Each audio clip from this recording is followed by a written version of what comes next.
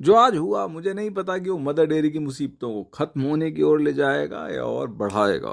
पहले से ही इतने डिस्कम्फर्ट में रह रही मदर डेयरी अब एक बच्चे को जन्म देने जा रही है और इसने हमारे लिए एक धर्म संकट खड़ा कर दिया है। जो गाय कल आई है मदर डेयरी, सुबह ये पता लगा कि वो प्रेग्नेंट है। हमने उसको, अच्छा इसने बच्चा दे दिया है। ये तो ठीक है बिल्कुल।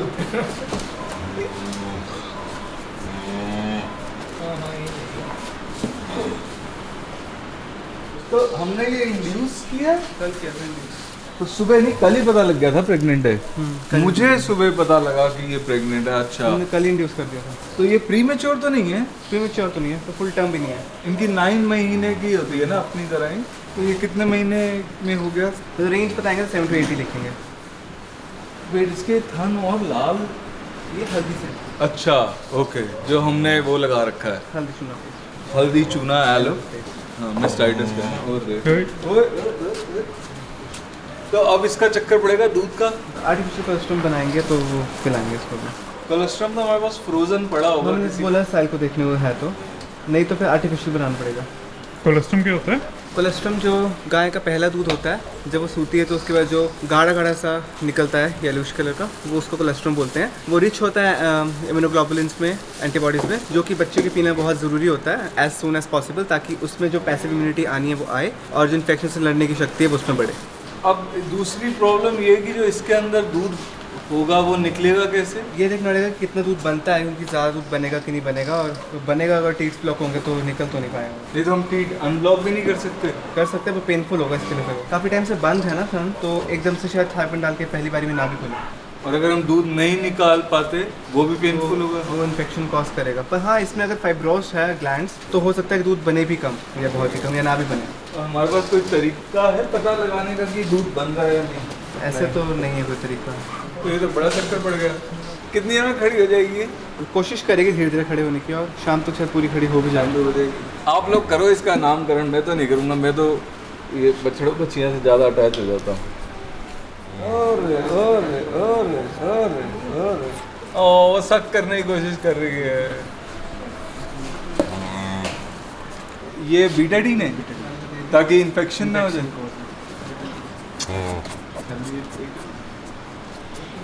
अब इसको मक्खियाँ तंग कर रही हैं, लेकिन हम पंखा चला नहीं सकते क्योंकि ये पूरी अभी गीली है।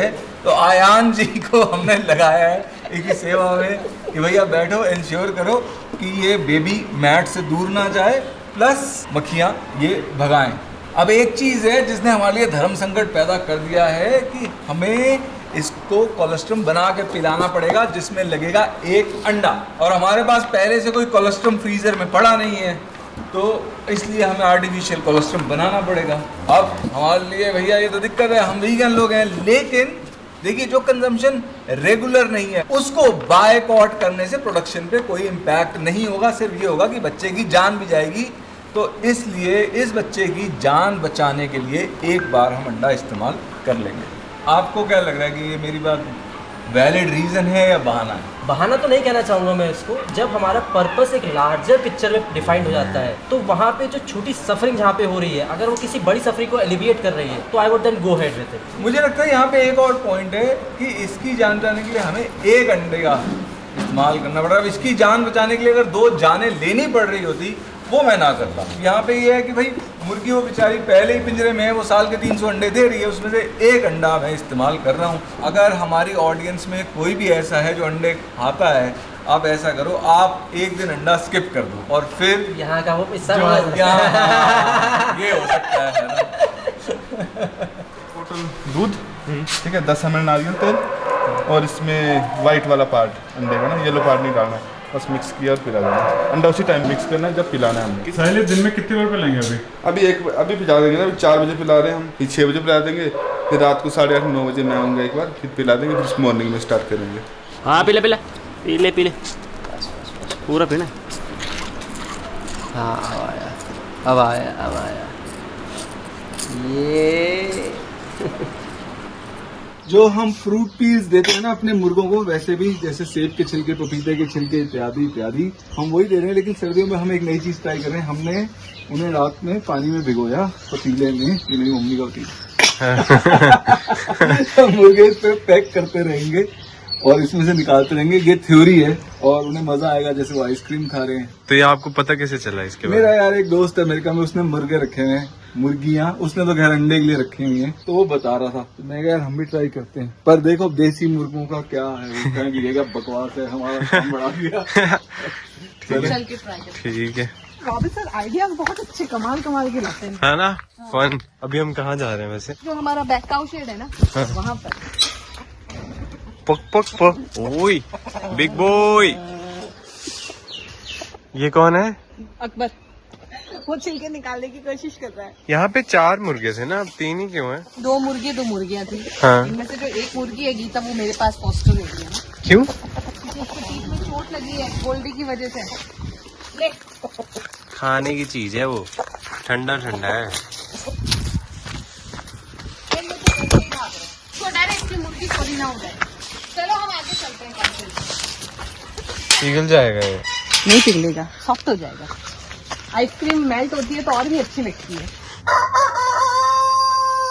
ये है अमरूद, वो है किटकिट। इनको ऐसा लग रहा है कि ये क्या आ गया ठंडा ठंडा सा। ये कौन है? सहारा देख रही है क्या हो रहा है? सहारा ये हो रहा है। चूचू कैसे चलता है ना। मुझे लगता है इनको ये पसंद तो आई है, लेकिन इनके लिए ये नई चीज है, इसलिए ये थोड़ा टाइम लेके खा रहे हैं। और प्लस हम भी इनके पास बैठे हैं, हम ना बाहर चल जाते हैं। अच्छा बाहर आ जाओ, वो देखो। पसंद तो आए, हमसे शर्मा रहे थे। चलो आइडिया तो सक्सेसफुल हो गया। योगेश भाई चांस का तबीयत कैसे है अभी? प्रोलैप्स तो नहीं निकल रहा है बार जैसे पहले निकल रहा था, पूरा जोर लगा रही, कॉन्स्टिपेशन थी, वो तो ठीक है अभी फिलहाल। यूरिन करने के लिए और पूप करने के लिए जब जोर लगा रही थी, अब तो नॉर्मली देखो पूप भी गेम। अभी तो हम इसको क्लीन कर रहे हैं ना फ्रेश वाटर से, ताकि कोई गंदगी ज़्यादा ना रह जाए। गर्मी है तो मैकेट जल्दी रहना। थोड़ा सा इसको यहाँ पे दिक्कत आ गई, यहाँ पे इसको अपसेस बन गई है, यहाँ पे दर्द भी होगी इसके कारण। यहाँ पे हम फ्लूइड लगा नहीं सकते हैं, तो हमें दूसरी साइड लगाने पड़ता है। बाकी एंटीबायोटिक वगैरह तो इसको पूरा चल रहा है। कार्तिक नाम है इसका। ये मनई से हमारे पास आया था 1 हफ्ता पहले। जो हॉर्न है उसकी इंजरी थी, तो जब हमने एग्जामिन किया था तो जो हॉर्न था वो इसके बड से डिटैच हो रखा था पूरा।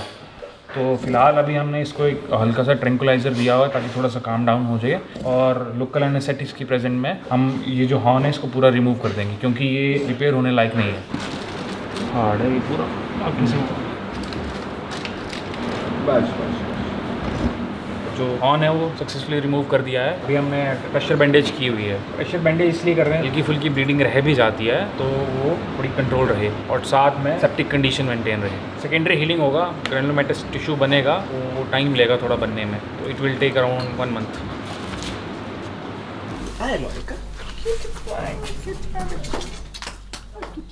ये मोनिका है, और इसको वजाइनल हाइपरप्लेजिया की प्रॉब्लम थी। वजाइना का मांस बढ़ गया था, वो हमने कट किया, वहाँ पे सूचर लगाए, और अब वो भी स्वेलिंग बिल्कुल डाउन हो गई है, बिल्कुल ठीक हो गई है ये, और अब ये रिलीज होने के लिए बिल्कुल रेडी है।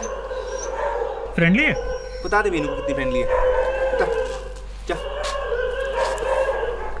हॉस्पिटल में हमारे पास 3 पर्सन आए हैं, जिनमें से एक डॉक्टर जिगेश हैं और आयान है जो मैनेजमेंट के लिए आए हैं, और ये पैरामेड अंकित है। आप बताइए आप क्यों आए हैं यहाँ पे? हम यहाँ पॉ पीपल की तरफ से आए हैं, जो भोपाल में एक NGO है। हम पीपल फार्म में एज अ ट्रेनिंग के लिए आए हैं फॉर 1 मंथ। हमारा उद्देश्य यही है कि कैसे हम जो 3 ऑब्जेक्टिव्स हैं हमारे, सिंपल ट्रॉमा, स्टरलाइजेशन और यूथनेशिया, कैसे हम इन 3 ऑब्जेक्टिव्स को हम भोपाल जैसे शहर में जो कि टाइप 2 सिटी है, एक लो कॉस्ट लेवल पे हम उसको फंक्शनिंग ला सकें। शायद कुछ तो हमसे सीख के जाएंगे जो आगे फॉलो करेंगे, और हमारा जो है पॉजिटिव ही जाए सब कुछ।